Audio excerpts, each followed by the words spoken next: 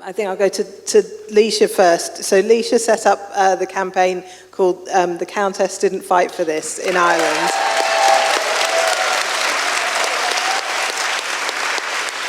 And, you know, the situation in Ireland, I think, is that, you know, it's a much smaller country. It wanted to prove its credentials as being at the forefront of human rights, and it just swallowed the gender ideology in one gulp before anyone had a chance to organise against it. And so it feels like a much harder situation than we're in. And yeah, Lee should kind of tell us how you're doing it and what you're doing. So I actually had the same entry point as Joanna. I remember, can you hear me? Yeah? I remember so well that I was living in London at the time, and I remember that Pride 2018, I think, and I didn't really understand the issues. I probably had a kind of subconscious disquiet, but you know, I had a small baby and life is busy.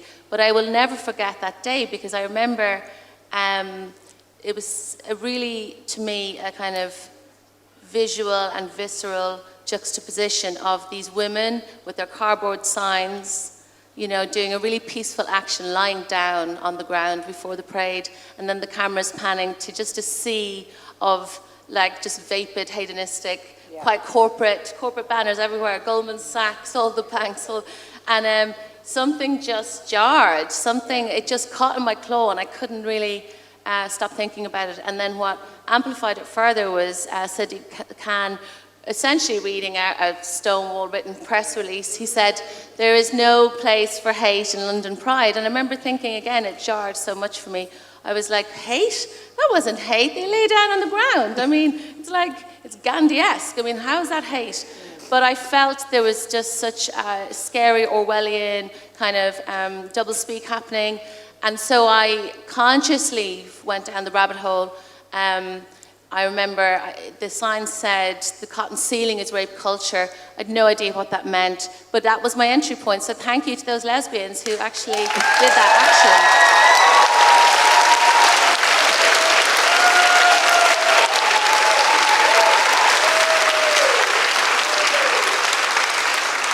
And so I consciously, you know, started reading. I've always had that personality. I now see, and it's kind of helped me in my work. I think there is a personality type that becomes an activist. I feel like we are the people who cannot compartmentalize. We can't just forget about things. You know, if we could, we'd just get on with our lives. But I feel like we do share that tendency in common, which is, you know, you need to try to get a handle on something, and then you have to do something about it. And it's also a sense of having a lot of empathy, you know, like hopefully I'll never end up in Limerick, in the the women's wing of Limerick prison in Ireland, where men are being locked up with women, but I worry about those women. It's kept me awake at night, and I think that is what we share. That's our commonality. But in terms of my own story, so I found all these amazing thought leaders in the UK on Twitter. Like, you know, I'm not going to try and list them all, but I mean, I owe a huge debt to those women who created, who built the framework of the argument of the resistance. And that's where this has come from. This is the crucible of that theoretical framework, and I owe all those women such a debt. But then what happened was I started talking about it. I couldn't stop talking about it. I mean, I was boring people. I was I just really, like, I suppose I had grasped the existential threat. So when I understood it finally, and I kind of came up for air. It felt like I'd come out of a bunker, and I was in this dystopian kind of like world. But the people didn't know, and I had to tell the people. But so I was just telling people all the time. And there was some like fairly feisty, you know, gatherings in London. I was still in London, and you know, meetings, dinner parties, and people would have strong opinions on both sides. But we were able to talk about it. I think that's what Maya is referring to. Like, it's a different time on the timeline, and you know, there's cultural differences. So then what happened was I had a dinner in Dublin, and these were close family friends. They were actually the godparents of my daughter. So, you know, it's very close friends. And I did the same thing. I brought it up, and everyone looked at the table in silence. There was just a kind of, you know, the shutters went down, fear, and they just sort of froze almost. And I froze internally. I felt it just a chill, and I just thought, I have to do something. It's not okay in a democratic country that people are afraid to even proffer an opinion about this.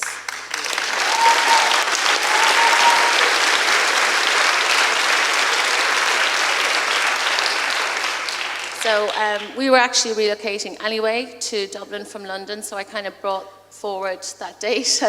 And yeah, I started organising on Twitter, and at the early stages it was very difficult. People were so cowed and scared in Ireland. It was almost hard to find if someone was based in Ireland physically, and for that reason we've lots of Irish women based in different European countries, because I just thought they were based in Ireland. Nowadays, largely because of our work, people will have an Irish flag, and they'll have their names increasingly because they're less afraid, they're less cowed. But so we launched a year ago after lots and lots of Zooms and lots of storming and norming. But I suppose if I wanted to give anyone a takeaway, like, I have no background. I'm not an academic feminist. I have no background in activism. I'd never done any activism. Now, I would say I had that personality type. Like, I cannot let go of things, and I have that, you know, there's been lots of issues in my life that I've got really, really into and enraged by and, you know, exercised by emotionally. But this was the one that I thought, I have 3 daughters. This is the fight of my life. You know, there is nothing else.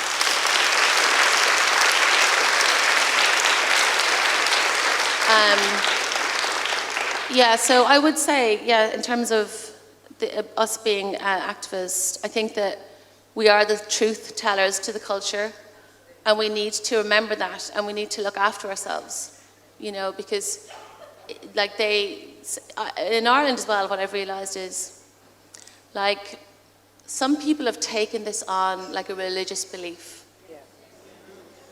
And so they are the hardest ones to win over. And so with those people, and I've learned so much from the British activists, like, I will just talk about the system, this practice, this policy, you know, just keep it really kind of dry, and that has really helped us. But what I've realized as well in the last year is, like, when it feels like it's such a hard slog, you know, and you're getting targeted personally, and it feels like you're putting out all this work, you're doing all this brain work, and you're getting tumbleweed, you know, from the media, from the politicians. What I now know after a year post-launch, they're always watching you. They're watching you. They want to see, you know, are you disciplined? What is your messaging? Are you fair? Is it safe for them? And like, it took us 5 months, and I mean, it seemed overnight that these things do, but like, it was like we were sending out press releases, we were doing this great brain work, we were organizing, you know, working groups and all the different issues, because we're, you know, unlike here where there's specialist groups really for different areas, we do all the areas. We've got 8 pillars of concern. It's quite a lot. But what I now know in retrospect was, because my background is, I'm a journalist, and from the very beginning we did a lot of working up on what we were going to say. Would we say trans women? You know, would we be brave and say men? Would we, like, how would we, and also that has shifted and changed over time. I now talk about men who identify as women. I recently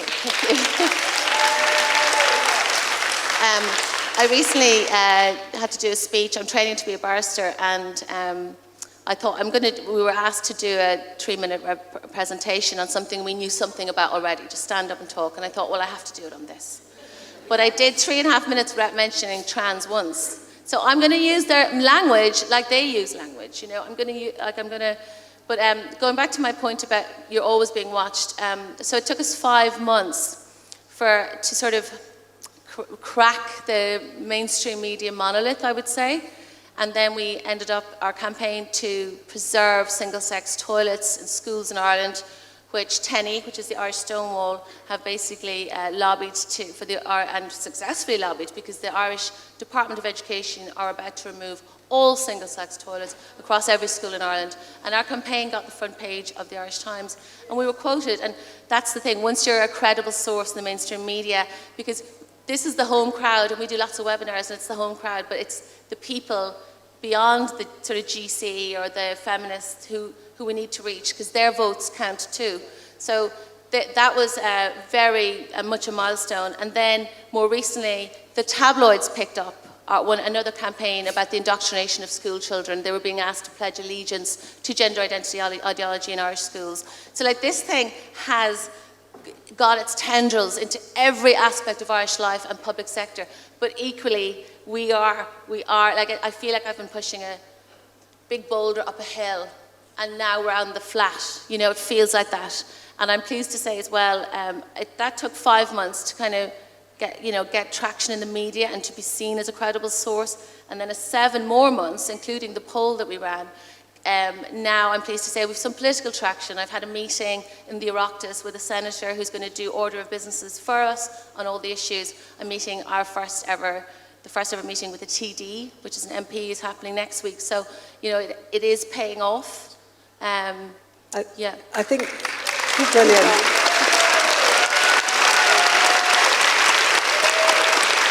I think the thing I see in your campaign, and you know, also obviously in transgender trend, is this thing about you know, that kind of discipline and putting the work in, and you know, you put it out there, and eventually you get some traction, and you know, just kind of keeping on with it, and as you say, they're watching.